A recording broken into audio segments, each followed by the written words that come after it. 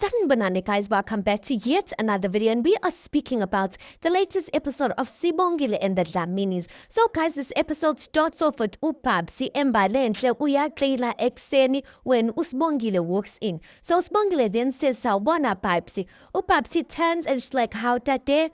Wavuka ekseni kangaka? Kwenzenjani? Khona la ojahe khona?" uSibongile then says, "Hayi lutho. Ngicabanga ukuthi umzimba wami usujwayele ngoba I usually head to class around this time." uPapsi then says, "Oh." uSibongile then says, "Sibiza nge-cardian rhythm." uPapsi then says, "Yeah?" uSibongile then says, "Cardian rhythm." uPapsi then says, "Hawu kodwa Sibongile." She starts laughing. "Igama eliphezulu kangaka? Hayi ngeke kodwa Sibongile." uSibongile then says, "Kahle Papsi, how?" And then she laughs. uPapsi then says, "Phela kusemakhaya lana. Kusemakhaya lana kanti-ke lo cycle bani ayisebenzi nje lana. Thina nje sinesikhathi sonke, abantu bazivukela ngesikhathi abafuna ngaso." uSibongile then says, "Ima Papsi, manje ujakelisa yilokho. Awunawo amaphupho yini Papsi?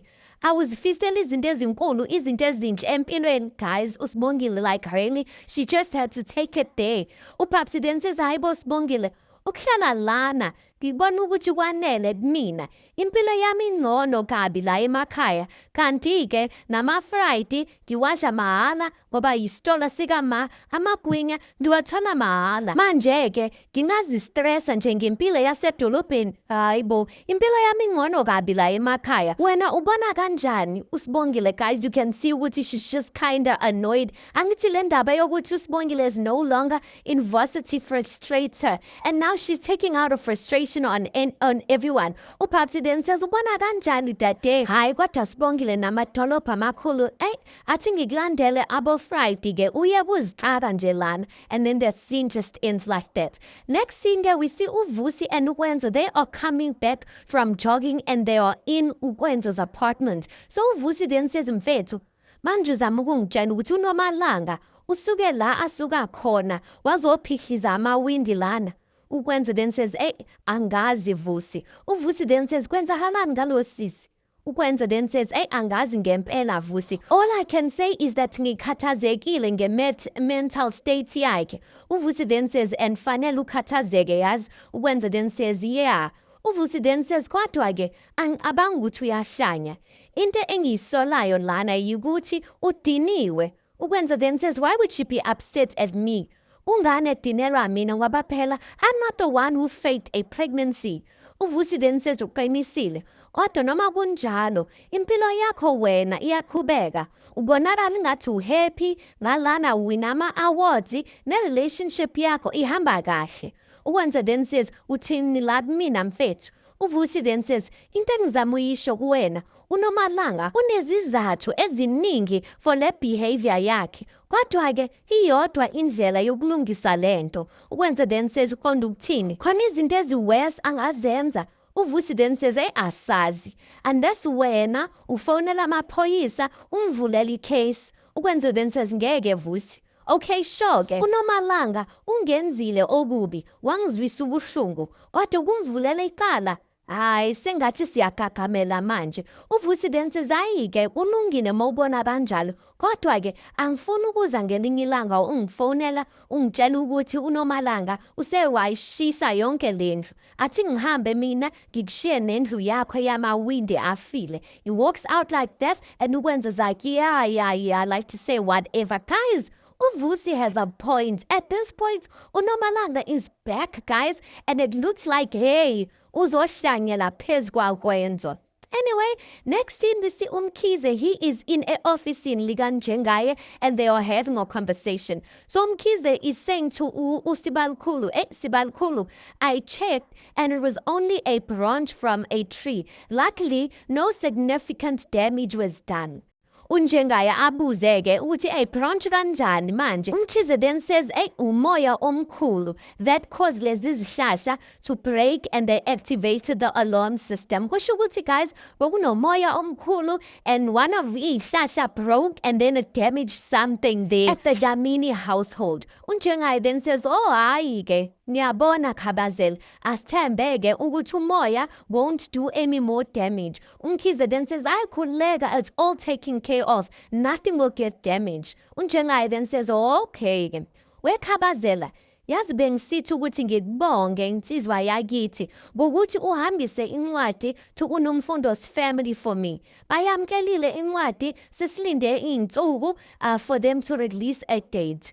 Umkhize then says, asibonge nomzane. Kahle, I'm the one who's honored for you to have trusted me ngomsebenzi omngaka. Siyabonga. He goes on to say, kodwa-ke, awushe nomzane. Uke wazibona ushada namakhosikazi amabili sengisho ukuthi ube nesithembu. Unjengaye then says, yay? Umkhize then says, ngisho ngoba angikaze ngakuthatha njengomuntu ozinaka izinto esizenza emakhaya. I always saw you as umuntu wesimanje manje. Unjengaye then says, uyabona weKhabazela, life has taught me so much. Ngifunde ukuthi always expect the unexpected. Ulindele noma yini. Umkhize then says, yeah. Unjengaye then says, yeah. Uyabona mfowethu, when I found out ngale ndaba kaQaphelani noPhetheni, yangithukuthelisa kakhulu leya ndaba. Umkhize then says, uzama ukuthi nomzane, yonke lento oyenzayo isuke ebuthukethaleni. Unjengaye then says, uyabona nsizwa yakithi, growing up, selusa laphayana, if someone wronged you, wawenza noma yini ukuze uziphindiselele kulowo muntu lowo. That time guys, uNomfundo, she's outside of lela camera or Unjengaye's office. She's eavesdropping. She's listening to this conversation. Unjengaye goes on to say, my intention was to do that ngoPhetheni. uNomfundo is so shocked, you guys. Umkhize then says, kodwa-ke, ithi ngingabuza, uma kaThemba sengisho uNomfundo, uyamthanda kodwa? Unjengaye then says, yeah, ngiyamthanda yena. Odwa akusona isizathu leso sokumenza unkosikazi. I just wanted ukuthi ngiziphindiselele uPhetheni. Ngimenze lento angenze yona. Ngimfilise ubuhlungu angizwise bona. Enzele naye abone ukuthi nami ngiyakwazi ukumzwisa lento angizwise yona. Guys, that time ngaphandle uNomfundo is on the verge. She's about to cry, but uThemba shows up. And uThemba's like, Ma, alright. That time uNomfundo, her eyes are teary. uNomfundo then says, ngizoba right mfanam, ngizoba right, and she just hugs him. Guys, I can't believe what I'm hearing. That time uNomfundo ushiye uGuy alright, umkholisi, who was treating her so well, who wanted to make her umfazi. She left that man to be with Unjengaye. Kanti Unjengaye is just toying with her. Yo guys, next scene ke we see uWenzeni ke uhlele etafuleni busy nama homework, uthulisile, uNelly benoMamV are standing around her. So MamV's like, wewe uhamba kanjani? Kuyafundeka kodwa ngale tutor yakho. uWenzeni then says, yazi MamV, have kunzima ukufunda, ekakhulukazi wena ukuduma uthando nje ekhanda noma ama-butterfly, and then unokuzana uNelly benothulisile bahleke. uMamV like, bo Wenzeni. uNelly then says, Wenzeni, wazini ngothando? Remember guys, there's a tutor that uWenzeni got for herself and she has a crush on him. At this point, she believes she's in love with him. uWenzeni then says kuNelly, lalela-ke, khona umuntu ongibonisa ama-hints ukuthi yena uyangithanda. uMamV then says, imake, yinomfana wokufundisa okhuluma izinto ezinjalo kuwena? uWenzeni smiled. uMamV's like, ngithi cha. Uyangizwa ukuthi ngithini Wenzeni, noma angabukeka emncane, mdala kuwena. uWenzeni then says, hawu kahle MamV, okokuqala nje ungidlula nge2 years kuphela, futhi ke have sweet umfana wakhona. uMamV's like, hayi bo Wenzeni. uWenzeni is like, angikwazi nokufocusa mengabe ngifundisa nkosi yami we. uMamV's like, hayi bo. uThulisile is like, dade, she's laughing there. She's like, manje ke awusho, usekutshelile sho ukuthi uyakuthanda. uWenzeni then says, wethulisile. Ngithi mina wethulisile. Uyabona when someone loves you, akavesane ababaze kanjalo atshele nje kanjalo. Ufumana indlela nje, creative ways ukuthi akutshele ukuthi yakufuna, akukhombisa ukuthi amehlo akhe alla kuwena. UNelly's like, hey, kodwa lokho owenzayo complicated wenzeni. Mom Vivian says, yazini, akufanele ukuthi siyazikhuluma izinto ezinje nawe. Wena nje focus ezincwadini zakho uhlukane nalo mfana. UNelly then says, yeah, usis Mavis uqinisile wenzeni. Ngicabanga ukuthi lowo mfana nje mthathe ezithutha yakho uhlukane kwizinto zothando. Wena nje you need to focus ezincwadini zakho cause thina asimfuni umuntu ofeylayo la endlini. Wenzeni then says, kahleni. Indaba nizenza ingathi anizibukeli i-romantic movies, Ngoba phela siyazi, uthande hlezi lunqoba. And I know what I'm doing. Nina just sit back, nibukeni nje. UThulisile then says, okay, ngiyakuzwa wenzeni. And mina-ke, ngiyawazi ama-romantic movies. That time uwenzeni, guys, she's busy drawing, udweba a heart shape, laphayana encwadini yakhe, written wenzeni plus Philami. I'm just like, uwenzeni basazomhurda. Anyway, next scene, we see uSibongile usekamereni like she is watching a video by Ubusi. Angazi ukuthi if Ubusi is live or what. But all we hear Ubusi speaking, saying, guys, wonke umuntu ongaziyo uyazi ukuthi angisoze ngakopa mina. So to be accused of something engayenzanga, angifuna ukuhamba manga, guys, that is such a low blow because obviously yimina i-victim in all of this. Into engiyaziyo ke mina ukuthi iqiniso will always come out. But in the meantime, thank you so much to everyone. Your support, I won't lie, it means the world to me. Ngiyabonga ne? And then the video iphele kanjani. USibongile's like, ha, ha, ha, ha, ha.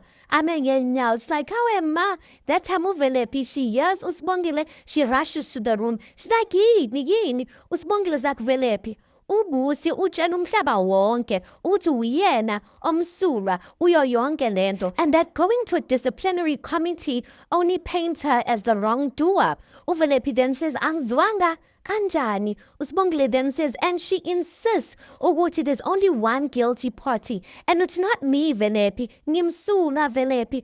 Uthiwa ke, there's even a support group backing up Ubusi called Hands Off Ubusi. Yini leyo? Hands Off Busi ini? uVelephi's like, hayibo, le ntombazana kodwa ngiyathemba ukuthi awuzumiyeka to get away with this. uSibongile sathi ngeke ngize ngimyeke Velephi. I'm not the type to be taken kancane nje kanjalo. Ngingumageza ngobisi mina ngobomkhulu. Ngeke ngimyeke ukuthi angenze kanjalo leyo ntombazana. Ngizomfundisa isifundo. uVelephi then says, yilokho ke engikufunayo. uSibongile sathi ha.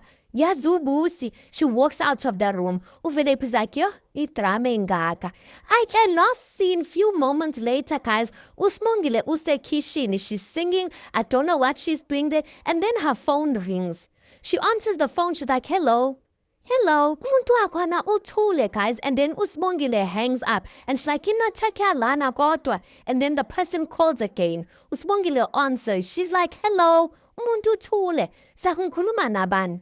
Busi, if wena lo zokufundisa isifundo wena, the person starts laughing, you guys. She's like, oh, uyahleka. So bona ukuthi where's the last say at the end when Busi. And then she hangs up. Kanti, guys, the person who is calling uSibongile, uNomalanga, in her car, we see her, she's trying to call uSibongile back again. uSibongile doesn't answer this time. uNomalanga's like, oh, come on, answer. uSibongile doesn't answer. uNomalanga starts crying, guys. I'm just like, hayibo. uNomalanga ushiwe zinqondo, guys. And listen, it looks like both uSibongile and uWenzo are in for a ride. Anyway, let's park it right there because that's where the episode ends. You tell me your thoughts on this. Please do make sure you like the video. Please do subscribe. It is absolutely for free of charge. And I'll see you guys on the next one.